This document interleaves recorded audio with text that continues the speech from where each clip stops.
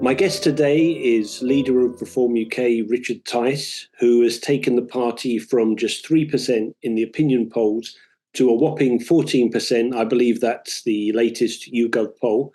Richard, thanks for joining me today. Great pleasure. Good to be with you all. Yeah. I'd like to start with Rochdale, if I can. We saw George Galloway's victory last week, and also the very good showing from independent candidate David Tully, who got, I think, close to 7,000 votes.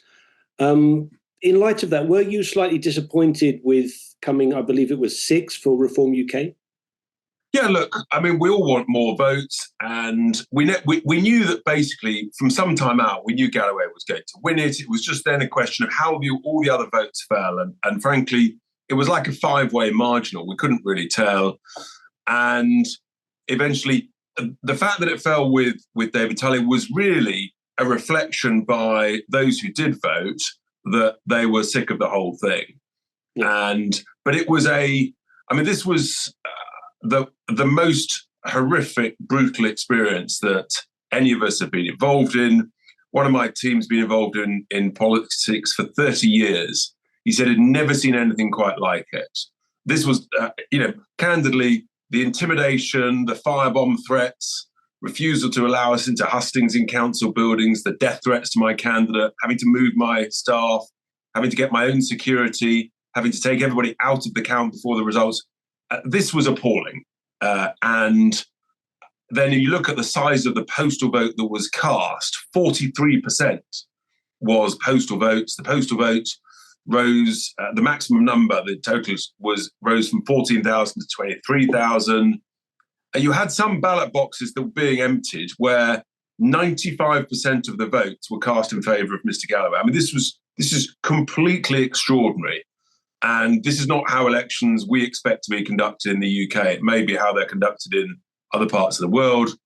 But people need a serious wake-up call as to what went on. I put out a very punchy statement. And look, we'll just put it down to experience and move on. But I'm afraid the truth is that sectarian politics is back in the United Kingdom, in England, Scotland and Wales in a big, big scale. And we've been predicting it for some months. And that's the reality. This is this forthcoming general election is going to be like nothing anybody has seen before. Yes, I mean, it's obviously I'm aware of some of the foul play and we may even be scratching the surface. I'm sure we're not aware of all the factors. Possibly it's good to see this before the general election because this kind of thing is likely to take place more. Is some sort of investigation going to be taking place? I don't know.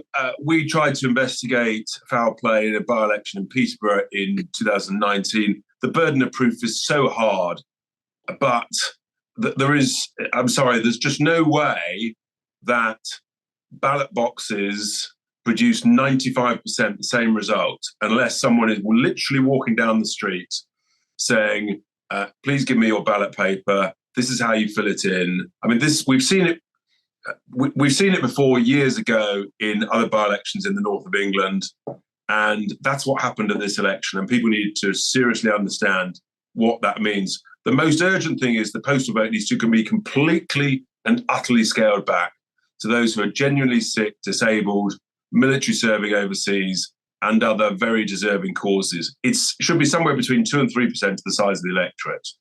Otherwise, we're basically seeing cheating, not true and fair elections, and wholesale electoral fraud. Absolutely, yeah. I understand that Lutfi Rahman's probably looking on from Tower Hamlets, wondering where he's wrong. Yeah, I mean, no, far from it. They will be winning elections in the general election without question. Whether or not whether they in some way link up with the Workers' Party, who knows? But look, that's on their side of it. That's where it's going, and they will take seats from the Labour Party, and in a sense, we're providing a similar challenge to the Conservative Party. So we're facing a very, very different, unpredictable general election. That is for sure. Yes, absolutely. I mean, vote fraud is one issue, but possibly part of a bigger issue, which was hinted at by Lee Anderson with his comments last week, when he basically said that he thinks, and he was echoing sentiments that most Tory leaders and Suella Braverman had also said, that the country itself was in the thrall to Islamic extremism. I'm not sure exactly that's the term. That's the term I'd prefer. I don't like the term Islamism. But is Rochdale symbolic of the fact that Lee Anderson is basically onto something, that Islamic extremism is controlling the country to a greater or lesser extent? It's not controlling the country, but what is happening is that these marches, these supposedly pro-Palestine marches, I call them pro-Hamas marches, they are disrupting our streets in towns and cities up and down the country on a weekly basis. And I've been to a couple of them. I went to the first one on October the 9th, and it was very unpleasant. The IDF hadn't even responded by then, but I was ranted at, I was abused just for asking questions. Did they condemn October the 7th? Do you want to free the hostages? Should Hamas have any role in governing Gaza? And the fact they refused to answer yes to, they won't condemn Hamas in any way, tells me very simply that the majority, well, that a significant element of these marches are deeply anti-Semitic, hate Israel, and I called for these marches to be banned in the first week. They haven't been. We've ended up in a terrible place, and millions and millions of decent, hardworking, socially conservative British citizens are desperately, desperately concerned. And what Lee expressed was that anxiety, that concern, that frustration. And look, some people got upset because he might have been a bit clumsy about the way he said it. That's the nature of live TV when you're frustrated and angry. But the underlying sentiment of what he said is spot on. Yes. I think the irony of that was that he was actually, he was asked the question for a start, but he was actually toning down the sentiments of Suella Braverman, who'd actually said that, I think in a Times article, that Britain as a whole was in thrall, and Lee was trying to... Well, what's happened is because people have cheapened, people use the word Islamophobia to try and suppress debate and to smear people and to label people so that no one's able to actually discuss extreme Islamist activity. And the reason that you have to discuss it actually is because the vast majority of the Muslim community are hardworking, peace-loving, community-contributing, great people who just want to get on with their lives like anybody of any other faith or no faith.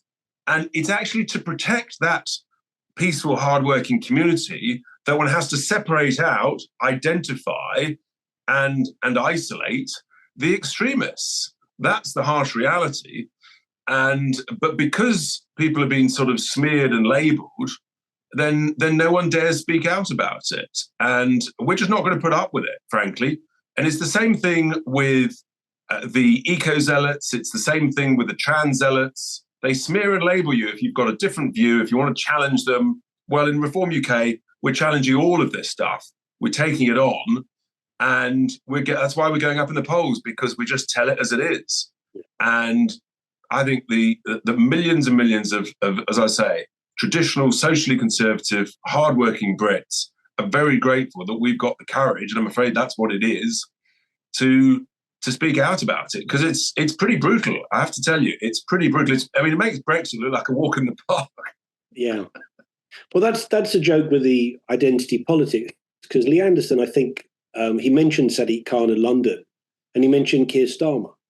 No one's got a problem with him saying that Keir Starmer's being controlled by Islamic extremists, but you can't say it about Sadiq Khan, and that's because the moment you say anything about Sadiq Khan, he whinges and whines and hollers, and says you're racist, you're anti-Muslim, you're Islamophobic, and it's pathetic. But what he's trying to do is suppress debate, and he has to be called out on that, and we are calling him out on it. That's the fact. And I'm afraid the fact that he has not in any way condemned the awful anti-Semitic projection of the message from the river to the sea onto Big Ben. I mean, the bloke's in charge of security in London, and he's allowing this vile anti-Semitism to poison and infect our streets on a weekly basis. And I fear that's actually because maybe he shares some of that underlying sentiment. I hope I'm wrong. Yeah. And of course, he will say that he's not. But his refusal to condemn this activity is grotesque in every way. Absolutely. And he's certainly shared platforms in the past many times over with people who would be of that persuasion. Richard, it seems your message is getting through because I believe when you took over in 2021, you were at about 3% in the polls.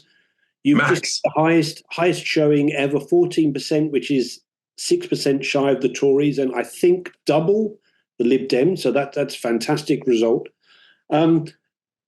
Presumably, going towards this year's general election, you have some idea, some ambition of the number of seats that you would hope to win. Can you tell us a little bit about that?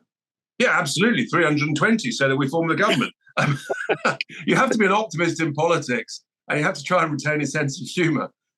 Look, the more people that vote for us, then the better the chance. We know that first past the post is difficult, and that's why we want proportional representation, because it's a much fairer system, which is why most of the developed world use that system.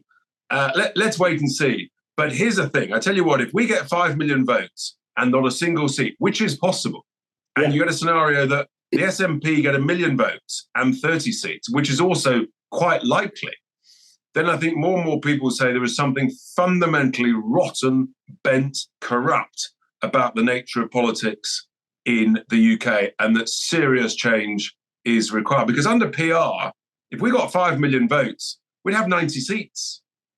So how is it right that you could go from 90 to 0?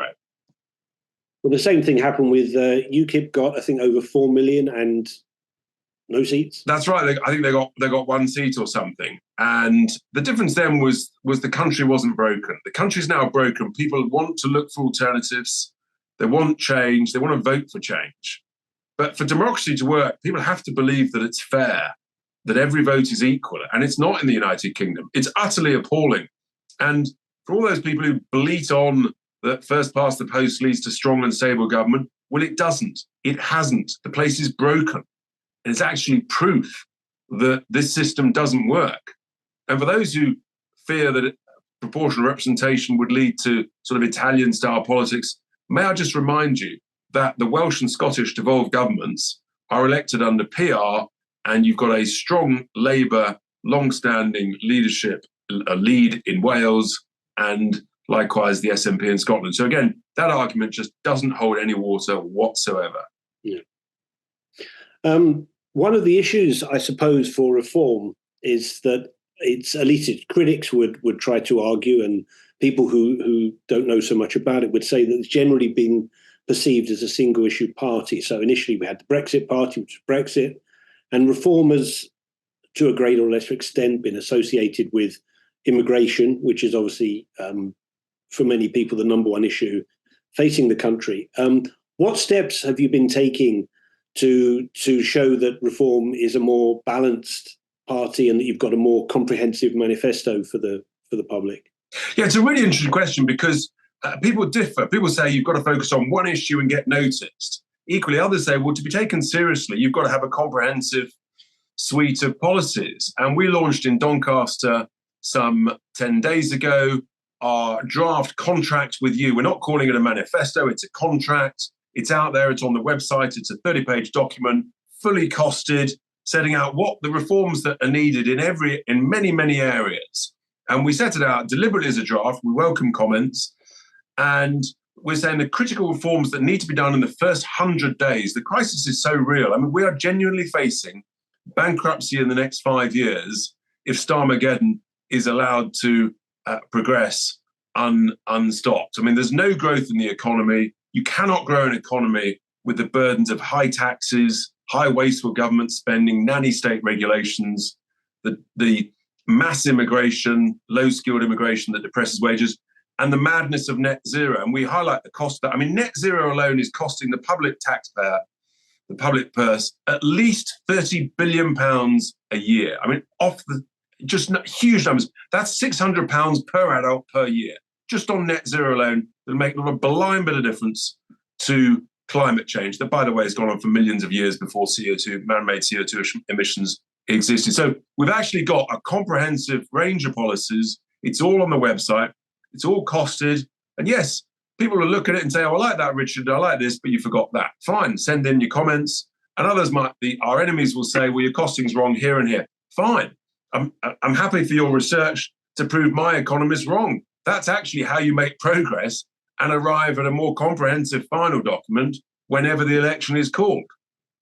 But the point is, so we have now got a big, bold range, and we're the only party that's got a plan to grow the economy, to cut taxes, and also a plan, an ambitious plan that's funded to get to zero waiting lists. And in fact, it's our healthcare plan that I'm most proud of all, because we've got to have a proper debate about how to reform healthcare in the UK. The NHS is not fit for purpose. It's a busted flush. And for the first time ever, there's a political party that's standing everywhere saying we've got to change healthcare in the UK. Still free at the point of delivery before anybody has a complete wobbly. But most developed nations have different healthcare systems, free at the point of delivery. And we're saying what you need to do is you need to incentivize the independent healthcare capacity.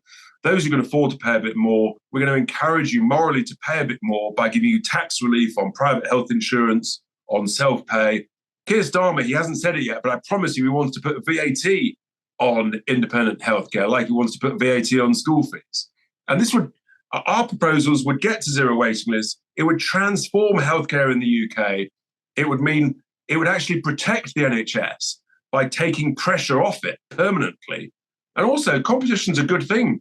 Listen, competition drives up standards and it drives down costs, all of which, as any person who has a sort of philosophy of conservatism in any bone of their body understands and recognises. So look, this is a serious, serious proposal. And fine, people might say, you can't do this, you can't do that. Well, to which my response is, what's your plan to get to zero waiting lists? Because we've got a plan, we've funded it, we've shown how you pay for it, and no one else is. Yeah. I really like that you've called it a contract rather than manifesto, because obviously the last 14 years of Tory rule, we've seen that manifesto pledges are just broken and there's not even a pretense of adhering to it. And I like the 100 days, because it's very businesslike. Yeah. And the crisis is urgent. I mean, the place is broken. The fury amongst emails I get from people when they're joining, and they're saying, thank God for you and thank God for someone, and you're the last hope. People are properly angry. And yeah, so the three key things on economy, healthcare, and freezing immigration, having a smart immigration policy that works for the country, one in, one out, high skilled, above the average national wage. Look, that can be brilliant. And that's what we should do. We should welcome smart, highly qualified immigration. But what we don't want is cheap, low-skilled immigration that actually is making us poorer both financially and culturally and depresses British wages. It's a disaster. It's a catastrophe. And we're the only people prepared to call it out. Absolutely. You spoke about the crisis, and I can appreciate the tenor of the messages you're getting. Do you feel that it's always historically been the case that the stranglehold of the two-party system makes it nigh on impossible for new and smaller parties to come through? But this election could be something different, which is that you've got an interesting dynamic between the Tories are set just for oblivion. I mean, I think some projections are they may even not get 100 seats, and deservedly so, because they've not been conservative. They shouldn't even be able to use that name. But you've also got an opposition, a government in waiting in Keir Starmer, which is he's not Tony Blair. He does not connect with the voters. I mean, he should be so much further ahead than 20 points in the opinion polls. And when you look at Rochdale, he's got his own set of problems coming on. Yes. Is there a sense that that if a party like Reform is really going to break through, basically it's now or never? For sure. And it's much, look, it's the first point is it's really, really hard. Building a brand in a two-party system that's been there for basically 100 years is very, very difficult. There are still lots of people who've never heard of reform. And we understand that. But the thing is, my uncle used to say to me, you've got to be in the room to be in the deal.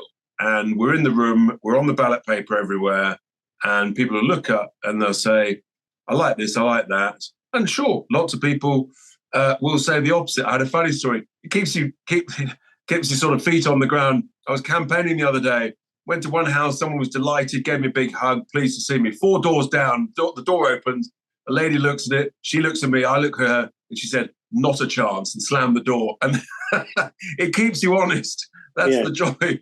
But at least she was straight about it. That's quite nice, yeah. Yeah, look, that's fine.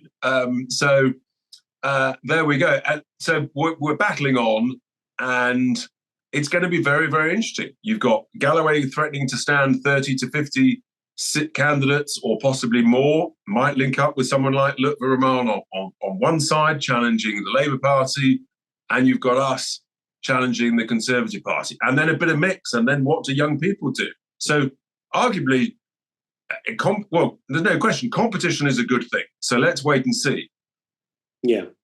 That being the case, I mean, there were rumours circulating, I think, going back a year or a year and a half ago, that there were talks of some kind of amalgamation on the right. There's lots of splinter parties. I mean, UKIP is not the force it was, obviously, because they've lost Nigel. You've got Lawrence Fox with the Reclaim Party. My understanding is that there were rumours of talks and about some kind of amalgamation, but you turned that down. Could you tell us about that? Yeah, look, we just took the view that we had a very clear plan of what we wanted to do. We had our policies, and we just didn't want to be distracted by a load of other stuff. And yeah, I come back to this point. Actually, competition's a good thing. And through hard work, through managing ourselves smartly, we've made progress. And for sure, you get better results and less good results, and you make mistakes, you get knocks, but no one else is anywhere near anywhere. I mean, frankly, no one else is troubling the scorers above 1%, if that, whereas we're at 12, 13, 14, and everybody's talking about us. So I think we made the right decision just to push on and work really hard. And I think that's paying off, that's paying dividends. Absolutely, yeah. There is a sense that I have that reform is making great progress. I mean, 40% is fantastic, but you could really do with some kind of catalyst just to propel you that bit further. And the rumours have been for a long time that there could be some kind of defection from the Tory party. And I understand you actually turned down a couple of offers from Tory MPs to jump ship. Is that correct? Yes, I have said that. Well, for a variety of reasons. I don't give a running commentary on who I meet, what's said, where or when. But you know, we've got to make sure that people who join us, that it works for both sides. And so, on a couple of occasions, it didn't work from our side for a variety of reasons I'm not going to go into. So, yeah, if it works for both sides, then great.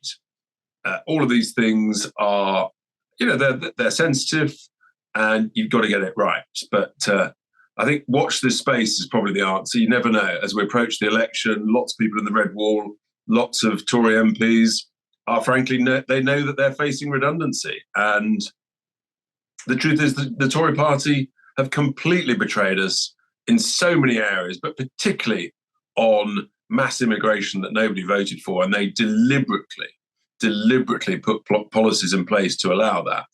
So, yeah, they deserve to be punished, and punished very severely. And that's a part of what we are likely to do.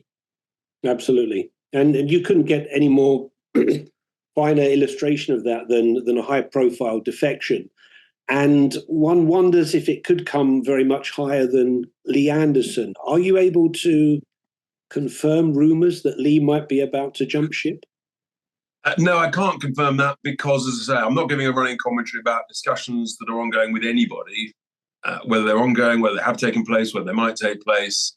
So let's, we'll just have to wait and see what happens. And with respect to anybody who might be thinking of moving any party, it's a really, really massive decision. And one of the things is actually the House of Commons is a brutal place where if you do change parties, I mean, you get treated like some form of, you get really bullied and put into Coventry, and it's awful. So it's a very big personal decision for anybody to take from any party to whichever party. Yeah, it doesn't strike me that Lee Anderson's that easy to bully, but I take the point. Finally, Richard, if you don't mind, I would like to raise the question you must get asked more than any other, which is the spectre or the phantom of Nigel Farage, which hovers above the party. The suspicion from many in the electorate is that Nigel is just biding his time for the perfect moment. He seems to be able to judge very well when these things take place, for when it's going to be right for him to come back in some form of leadership capacity. Two parts to the question. First of all, does it bother you that by many of the faithful, Nigel Farage is still seen as some kind of de facto leader? And can you confirm what kind of role he might play coming up to the general election? Yeah, look, I'll answer it in one overall way, which is that Nigel's, with Boris Johnson and Nigel, is the two most known politicians in the country by both name and recognition. Nigel's got the greatest experience, way more than Boris, actually. And he thought he'd left frontline politics, but the country's got into such a terrible state.